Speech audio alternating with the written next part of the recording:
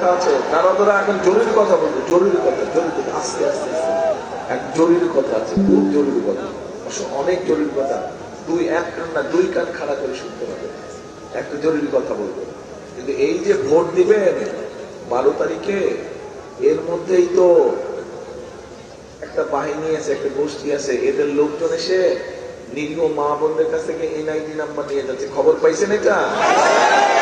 তারপরে আবার phone number নিয়ে যাচ্ছে, কি বিকাশ নাম্বার নাকি এগুলা নিয়ে যাচ্ছে, খবর পাইছেন?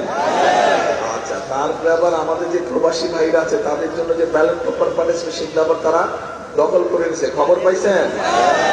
তাহলে এদের সাথে ওই গত 15 বছর যে নিশিরাতের নির্বাচন, করোনা বা যে কোনো ভাইরাসের এগেইনস্টে ফাইট মানি ব্যাকট্রলের লেফট রাইট। আর ভোট ডাকাতির নির্বাচন, তার পার্থক্য হলো কি এদের সাথে আর ওদের? কোনো পার্থক্য নাই, দুইজন একই গ্রুপে। একজন ষড়যন্ত্র করেছিলেন, একজন ষড়যন্ত্র করে আপনাদের ভোট নিতে চায়, আরেকজন তো ডাকাতি করে আপনাদের ভোট নিয়ে গিয়েছে। কাজেই এখন এই ষড়যন্ত্রকারীদের বিরুদ্ধে সজাগ থাকতে হবে। এই যে মা বোনদেরকে গিয়ে যে বিভ্রান্ত করছে, এর ব্যাপারে সজাগ থাকতে হবে। কি মা বোনরা সজাগ তো?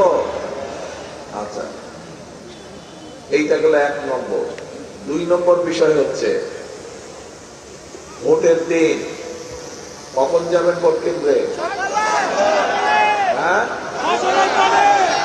ফজরের ওয়াক্তে?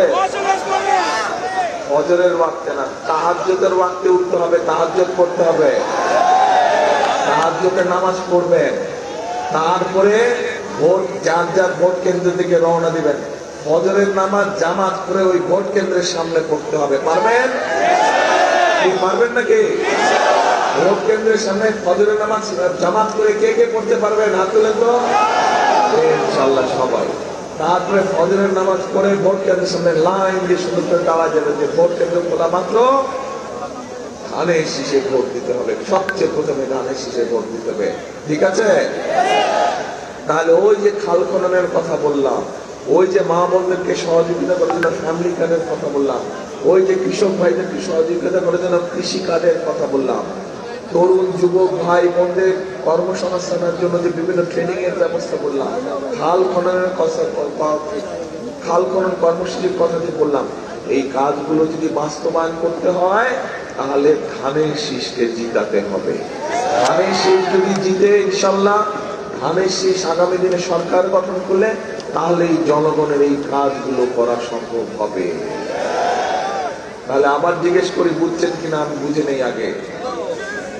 এই যে পরিকল্পনার আরো পরিকল্পনা আছে, এই অল্প কয়েকটা বললাম, এই পরিকল্পনাটা করলে কি আপনারা মনে করেন মানুষের উপকার হবে?